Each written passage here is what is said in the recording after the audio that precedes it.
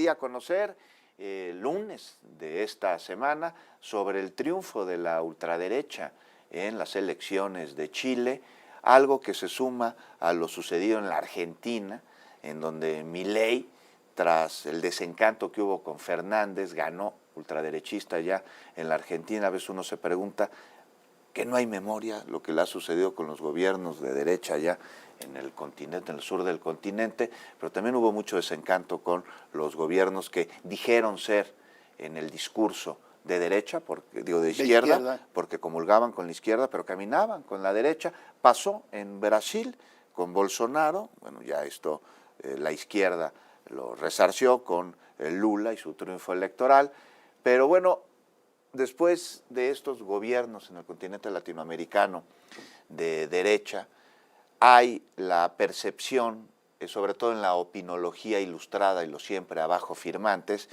de que habría un resurgimiento de la derecha a nivel continente y que América Latina se estaría yendo hacia este lado y hacia la derecha. ¿Esto es cierto? Bueno, Alfredo Serrano Mancilla es coautor de un artículo junto con Mariana Dondó en el periódico El País, que se llama América Latina no es de derechas. Y lo saludo con mucho gusto. Alfredo, me enlazo contigo a España por Zoom. Muchas gracias por tomarnos la comunicación. ¿Cómo estás? ¿Qué tal? Buenas tardes, días por allá por México, desde Sevilla, así que un fuerte abrazo, Juan.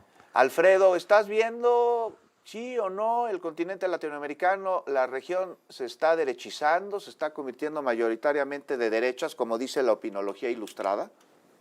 Yo creo que está en disputa y me parece que no tenemos que, evidentemente, subestimar las victorias de la ultraderecha en Chile y de la victoria de Javier Milei, que bien mencionabas, en la Argentina, con ideas pro, a veces nazi en algunos segmentos, libertarias le llaman los propios mileístas en la Argentina. No hay que subestimar ese fenómeno, pero tampoco hay que sobreestimarlo. Yo creo que para ser muy rigurosos en el análisis de lo que está pasando en la región latinoamericana, hay una disputa que viene habiendo una disputa y seguirá habiendo una disputa, mientras que exista este pulso permanente en dos niveles. Me gustaría a mí diferenciar. Por un lado, en lo que son victorias electorales, en el plano estrictamente electoral, cuántos gobiernos hay en la región de un signo y de otro, y también en el sentido, en el otro nivel, de las ideas. Yo creo que cuando hurgas un poco más allá de evitar ese tsunami, ¿no?, de ciertas usinas conservadoras, neoliberales, que siempre le gustan repetir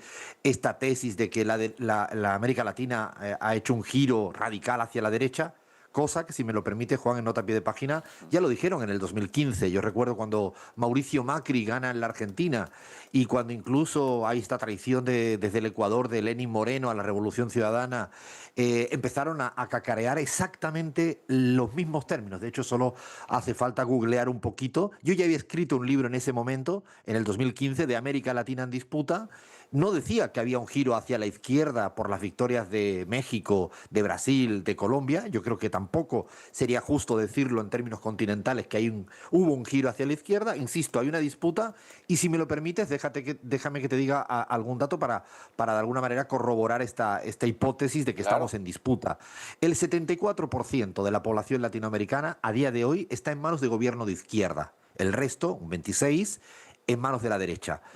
Si lo miras a través de Producto Interno Bruto, los porcentajes son similares en términos de riqueza económica. Y si lo quieres mirar en la única variable donde la derecha viene ganando, tampoco hay un giro radical. El 58% por número de países son hoy en día en manos de gobiernos de derecha, un 42% en manos de gobiernos de la izquierda. O sea, es cierto que en esa variable estaría ganando, si me lo permite, con un argot muy futbolero, la derecha, pero no por una goleada. Y si miras Producto Interno Bruto y población, sí gana la izquierda por goleada. Y si dejas esa parte de números en términos de gobiernos y de victorias electorales y te vas al tema de discusión de ideas, de sentidos comunes, pues observas en todas las encuestas que revises, desde la POP, Latinobarómetro, las propias nuestras de CELAC Data, que hay valores efectivamente en materia de seguridad, de lucha contra la inseguridad, que se imponen ciertas matrices ideológicas de la ultraderecha, a lo Bukele, a lo Cast en Chile, pero también si tú le preguntas a la ciudadanía latinoamericana si quiere un rol del Estado fuerte en materia de educación y de salud, o que sea protectora de la ciudadanía ante ciertas coyunturas adversas, la ciudadanía quiere un Estado protagónico y fuerte y no quiere exclusión, ni quiere desigualdad, ni el sálvese quien pueda. Por eso creo que sería justo hablar de disputa. Ahí está. A ver, muy importante, Alfredo, se está, digamos, los principios, los valores de la derecha en América Latina, hay predominancia suya después de los resultados electorales que favorecen justo a representantes de la derecha. Hay un autor que yo cito mucho en este tipo de discusiones, que es Lakoff, que él siempre plantea que hay una heterogeneidad de valores, ideas y principios, y que la ciudadanía es mucho más compleja, que no toda la sociedad es de derecha, no toda la sociedad es de izquierdas, ni siquiera un ciudadano, una ciudadana piensa siempre con un eje comprometido absolutamente con todos los ítems de la izquierda o con todos los ítems de la derecha. Y habría que desmenuzar, ¿no? Radiografiar muy bien. Cuando uno analiza el tema del rol del Estado en materia de educación o en materia de salud, o cuando hay, por ejemplo, actores privados que son muy mal valorados por la ciudadanía latinoamericana. Te hablo de uno porque lo tenemos medido en CELAC Data y lo tienen medido la POB, Latinobarómetro, cualquier encuesta. La banca privada o la telefonía privada, ¿no? Si le preguntas a la gente si la pasa bien cuando va a una institución pública, es crítica, pero si le preguntas si la gente la pasa bien o le tratan bien o abusan de ella cuando vas a un banco privado, pues te dice que no, que abusan tanto o mucho más Claro. que el sector público. Por eso me parece que a veces permitimos que permee esas grandes matrices de opinión que tienen evidentemente el objetivo del derrotismo, del tirar la toalla, de decir que todas las sociedades han girado a la derecha. De hecho, cuando Claudia Sheinbaum gana en México por goleada, o cuando Petro gana en Colombia en un lugar donde Estados Unidos es protagónico por sus bases militares, o cuando Lula vuelve a ganar las elecciones en Brasil, no hubo el mismo criterio de decir que América Latina se había girado radicalmente a la izquierda, porque no habría sido justo. Yo creo que por eso insisto en esta pugna de ideas, de principios, y también tiene su correlato en materia electoral. Y bueno, entonces, falsa la, ¿cómo podríamos decir? La tesis de que hay un giro a la derecha en América Latina, pero me dices que lo que hay es una disputa. Y sobre esta disputa en algunos países, quisiera seguir conversando contigo, pero nos cae, Alfredo, la pausa. No sé si tengas la posibilidad de aguantarme 3 minutitos para ver cómo se mueven las derechas en Latinoamérica, porque no Claro es que lo sí, mismo claro que sí. cómo se mueve en Argentina a cómo se mueve en Brasil o a cómo se mueve en México, o si se mueve en México de la misma manera que se quiere mover en Argentina o en Chile que les funcionó, les funcionaría aquí. Y también una reflexión para las izquierdas a lo largo del continente con respecto a estos resultados electorales y con ello una revisión al pasado, ¿no? Aquello que no han aprendido las izquierdas a lo largo de los siglos. Recordemos que en la Revolución Francesa terminaron guillotinándose entre ellos, que la Revolución Rusa terminó teniendo Stalin, el más grande de todos los zares, al poder, y que la Revolución Mexicana fue traicionada por el grupo político que luchó por unos ideales que dejó a un lado. Entonces regresamos de la pausa, ¿sí, Alfredo?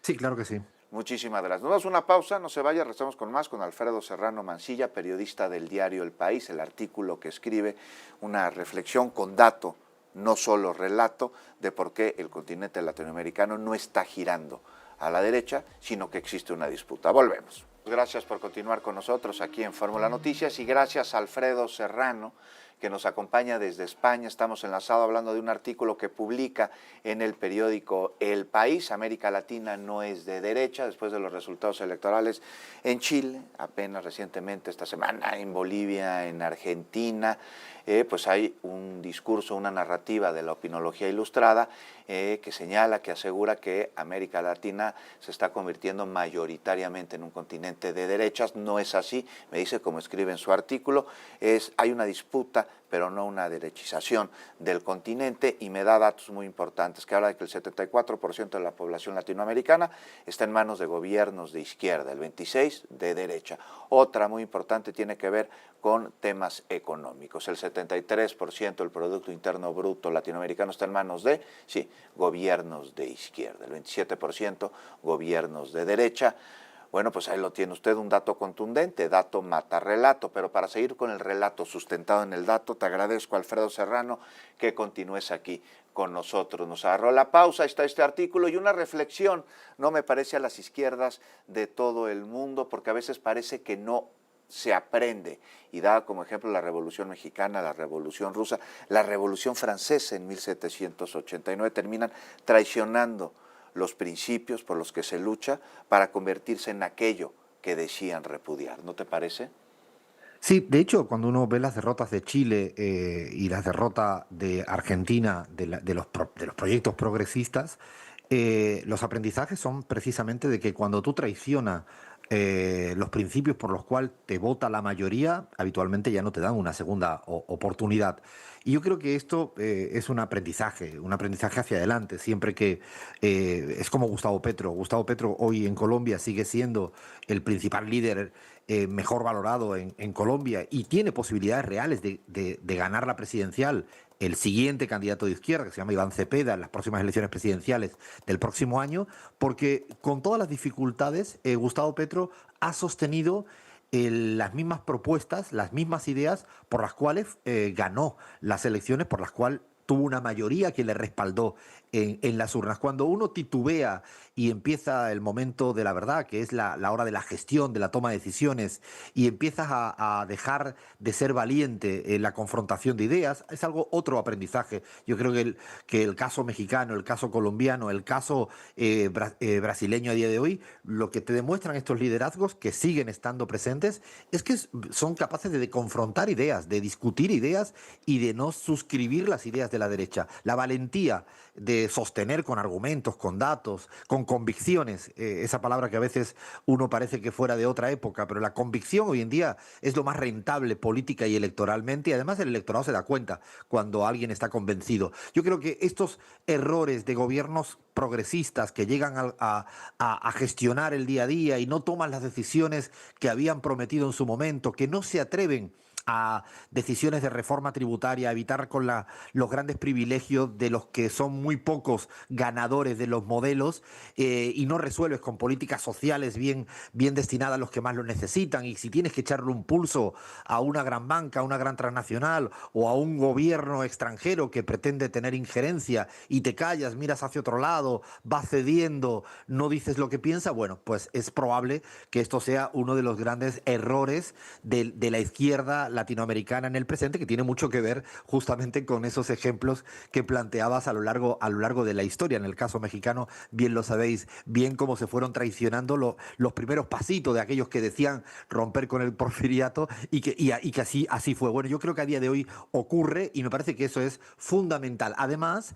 de no acabar a veces entendiendo que el enemigo político, el rival político es demasiado grande como para a veces perder el criterio político de la unidad. En Argentina, por ejemplo, si hoy en día sería más fácil construir un frente antimileísta en términos políticos, que luego tendrá su posición, su posibilidad electoral, sabiendo que une más todo lo que no se quiera Javier Milei en términos de ideas, convicciones y propuestas, que las discrepancias quizás, que son matices internos en ciertos sectores de la izquierda. Yo creo que esa saber priorizar en cada momento histórico dónde poner la unidad política y dónde discutir los matices al interior y que no se genere una fragmentación en la izquierda y que le permita que gane la derecha, yo creo que es otro de los aprendizajes hacia adelante que debería tener la izquierda latinoamericana. Ahí está. Alfredo Serrano, en el caso específico de México, muy distinto a lo sucedido en Argentina, en Chile o en Bolivia,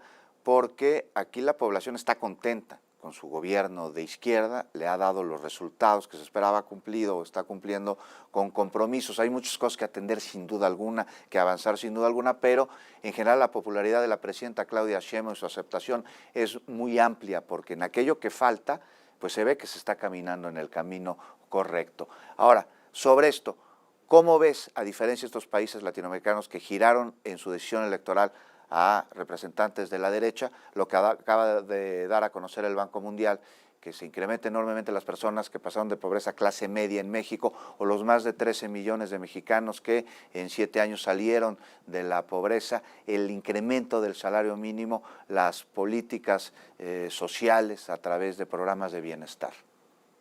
Eso es lo que yo creo que marca lo que al final es la principal encuesta que hubo en México, que fue no hace tanto una victoria electoral por 30 puntos de diferencia de Claudia Sheinbaum, de la representante, la candidata de Morena, ante una suerte de cambalache de siglas que intentaron ponerse juntas para ver si lograban algo y no lograron. Esa es la mejor encuesta y no hace tanto tiempo. Evidentemente, la mayoría de las encuestas después de esa victoria electoral le siguen dando una gran evaluación de gestión y de imagen positiva a la presidenta. Después de bastante tiempo, yo siempre digo de broma y en serio que en México, disculpen el spoiler, también hay y ha habido un poder judicial en contra. Hay redes sociales en contra, hay poderes económicos en contra y además tiene un vecino desde el norte que no lo pone fácil en materia de injerencia y de amedrentamiento. Es decir, que no es que México goce de rasgos característicos diferentes a Argentina o a Chile, por poner los dos ejemplos de derrota de la izquierda. Yo creo que la valentía, la frontalidad, hacer pedagogía política constante, no rehuir a ningún tipo de debate y de ideas, no decir prefiero de esto no hablar o en esto yo llevo razón porque llevo razón. No, Ujú. llevo razón y explico por qué llevo razón, intento convencer y a la par de eso te toca la cuestión estrictamente más material, y es que tienes que poner un aparato estatal a favor de los de los que lo necesitan, y eso además no es incompatible con un modelo económico estable. Eso de que se van los capitales extranjeros porque uno defienda las mayorías económica y socialmente es falso.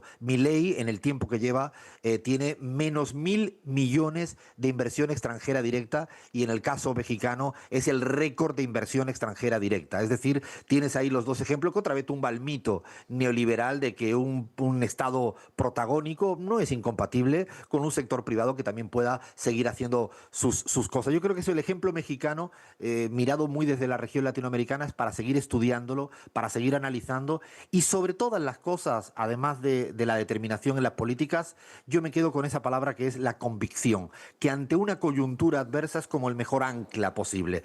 Saber exactamente por dónde quieres ir, pero no porque tú seas maniático y quiero ir por ahí, sino es que tienes el respaldo de un pueblo mayoritario que te dijo en las urnas, vaya usted por ahí y no por el otro lado. Alfredo, nos queda un par de minutitos, hablas de convicción, 2 veces al menos lo has mencionado en esta charla, que te agradezco muchísimo, y eso me lleva directamente a la democracia y los elementos que requiere la democracia para poder funcionar.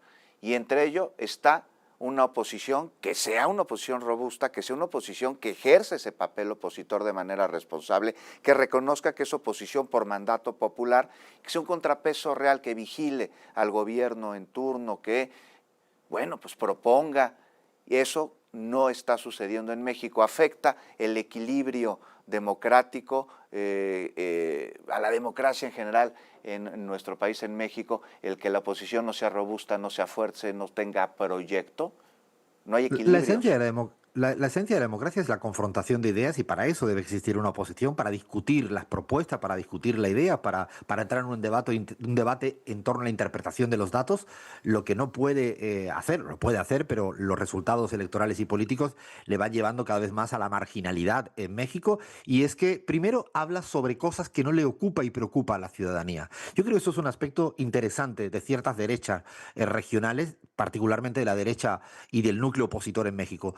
Están como obnubilados con un conjunto de titulares que están disociados de la preocupación cotidiana de la gente que se levanta a las 5 de la mañana, a las 6 de la mañana, se va a trabajar, toma el transporte, tiene que llevar a los niños a la escuela, regresa con dificultades. Esas preocupaciones cotidianas de la gente, la oposición mexicana hace ya mucho tiempo que dejó de hablarle. Prefiere poner una artillería pesada, mayoritariamente de fake news, de noticias falsas, no sé, como enfocadas a derrumbar anteriormente a Andrés Manuel López Obrador, ahora a Claudia Sheinbaum y a otros liderazgos de Morena, y eso a la gente en el día a día, si en el día a día le ha ido ¿Sí? mejorando, aunque sea de a poquito, las cosas y la ciudad y la oposición no le habla de esas cosas, bueno, los resultados saltan a la vista.